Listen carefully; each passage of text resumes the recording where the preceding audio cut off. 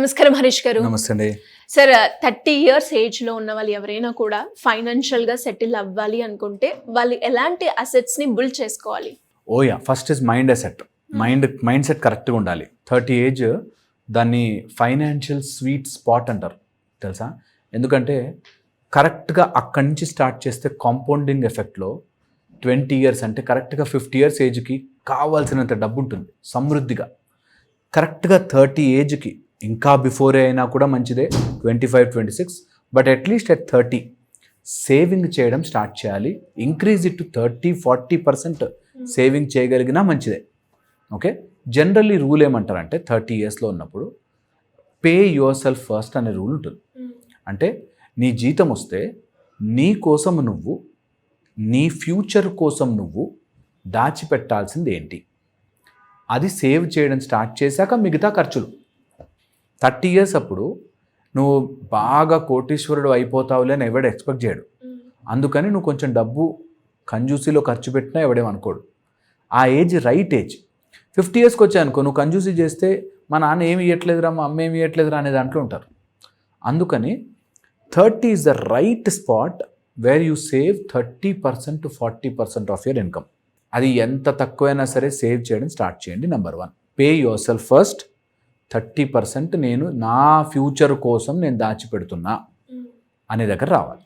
Okay, second వచ్చేసి first is mind set, second is pay your self first, third very very important చెప్తున్నాను, invest on your skill. నీ skill నీ ఎంపైర్ని generate చేసుకోవడానికి, నీ passion generate చేసుకోవడానికి చేయాల్సినదే.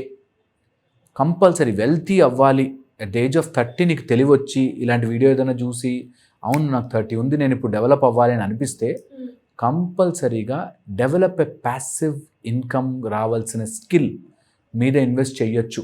మీరు ఎవరినైనా గొప్పవాళ్ళని చూడండి, ఎవరి గొప్పవాళ్ళనైనా చూడండి, వాళ్ళు ఒక్కటి ఏదో మాస్టర్ చేశారు.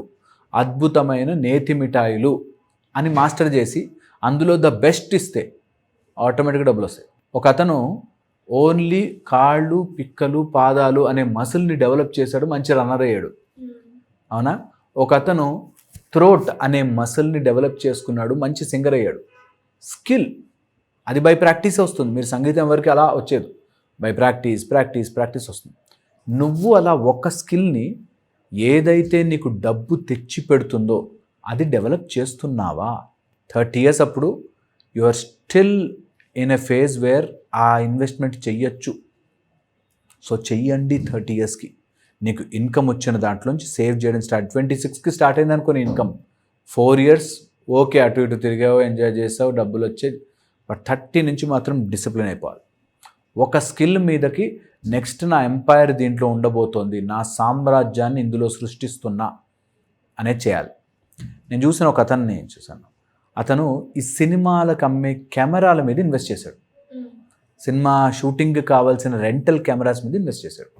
అంటే మంచి బెస్ట్ కెమెరాస్ దొరుకుతాయి, అదొక company. Okay, so point is నువ్వు నీకు నచ్చిన ఫీల్డ్, సినిమాలు తీయడం బిగ్ ఫీల్డ్, గొప్ప గొప్ప వాళ్ళని కలుస్తాము, పెద్ద పెద్ద హీరోల వాటిని కలుస్తాము. అందులో నా ఇంట్రెస్ట్ ఉంది, డబ్బు పెట్టా, ఒక బిగ్ రెడ్ కెమెరా కొన్నాం, బిగ్ మనీ. సో నువ్వు నీ ఫైనల్ ప్యాషన్ ఎక్కడుందో దానికి సంబంధించిన స్కిల్ని జనరేట్ చేస్తున్నావా? ఓకే, ఇది చాలా చాలా హెల్ప్ చేస్తుంది. నెక్స్ట్ అండి, fourth very very important point చెప్తున్నాను, ఎమర్జెన్సీ ఫండ్ పెట్టుకోవాలి. ఒక సడన్ కెలామిటీ వల్ల చాలామంది దాచిన డబ్బంతా పోగొట్టుకుంటారు. అందుకని ఓన్లీ ఎమర్జెన్సీ కోసం ఒక ఫండ్ ఉండాలి. అది లాస్ట్ నీకే డబ్బది, బట్ ఒక ఎమర్జెన్సీ ఫండ్ కంపల్సరీ బ్యాక్గ్రౌండ్లో రన్ అవుతుండాలి. దానికి సంబంధించిన insurance, health insurance, term insurance పెట్టుకోండి. హెల్త్ పడే దెబ్బ అందులో ఈ రోజుల్లో ఒక్కసారి హాస్పిటల్కి వెళ్తే మొత్తం. అందుకని హెల్త్కి సంబంధించిన నీ మీద ఆధారపడిన వాళ్ళందరికీ పేరు మీద ఇన్సూరెన్స్ తీసుకోవడం మరచిపోవద్దు. కొంత కష్టమైనా దానిలో పెట్టాల్సిందే. ఎందుకంటే ఒక్కసారి హెల్త్ ప్రాబ్లం పడిందంటే నీకు అందరిని అడుక్కుంటూ వాళ్ళ దగ్గర వీళ్ళ దగ్గర డబ్బులు తీసుకుంటూ, ఒక ఫ్యామిలీ అండి, వాళ్ళ అబ్బాయికి ఏదో తెలియని ప్రాబ్లం వచ్చింది. అప్పటిదాకా ఫైనాన్షియల్లీ వెల్ ఆఫ్, మంచి కంపెనీ, మంచి జాబ్ అంతా. ఆ హెల్త్ ఇన్సూరెన్స్లో ఏదో ప్రాబ్లం అయింది, తీసుకున్నారు కానీ కావాల్సినంత సరిపోలే. దాంతో ఉన్న ఆస్తులు ఉన్నవన్నీ డగడగడగడగా అమ్ముకోవాల్సి వచ్చింది. సో ఎవరైతే అలా ఒక ఇన్కమ్ మీద డిపెండ్ అయి ఉంటారో ప్లీజ్ బిగ్ హెల్త్ ఇన్సూరెన్స్ తీసుకోండి, ట్రస్ట్ ఉన్న హెల్త్ ఇన్సూరెన్స్ కంపెనీలో తీసుకోండి. ఇది చాలా ఇంపార్టెంట్. ఓకే, 30 years ఉన్నప్పుడే అది స్టార్ట్ చేస్తే నీకు ప్రీమియం చాలా తక్కువ ఉంటుంది. చాలా తక్కువ ప్రీమియం ఈజీగా ఉంటుంది. నాకే హెల్త్ ప్రాబ్లం లేదు కదా అని ఆగద్దు. ఓకే, చాలా ఇంపార్టెంట్. నెక్స్ట్ ఇంకొక last and final major point, 30 years అప్పుడు చీప్ చిల్లర ఖర్చులు కొన్ని వస్తాయి. ఎంజాయ్ చెయ్యాలి కానీ దాన్ని ఓవర్గా చేసి పాడు చేసుకోవద్దు.